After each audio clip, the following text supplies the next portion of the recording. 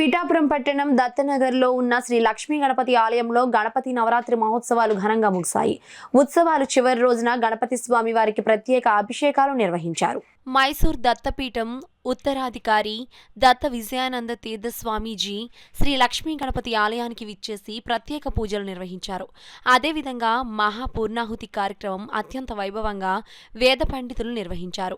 అనంతరం భారీ అన్నదాన కార్యక్రమాన్ని నిర్వహించారు. భక్తులు విచ్చేసి స్వామివారిని దర్శించుకుని పూజల్లో పాల్గొని ఈ కార్యక్రమంలో లక్ష్మీ గణపతి ఆలయ కమిటీ సభ్యులు పాల్గొన్నారు. ఈ సందర్భంగా ఆలయ వేద పండితులు మునుసూరి మధుశర్మ మీడియాతో మాట్లాడారు.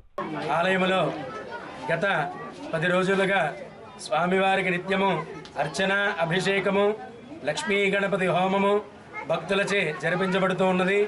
అలాగే ఈ రోజున ఆదివారము పౌర్ణమి మహాపర్వదిన సమయమున స్వామివారికి 32 మంది జంటల చేత దంపతులచే స్వామివారికి మహాపూర్ణాహుతి లక్ష్మీ గణపతి హోమము చేయించడం జరిగింది.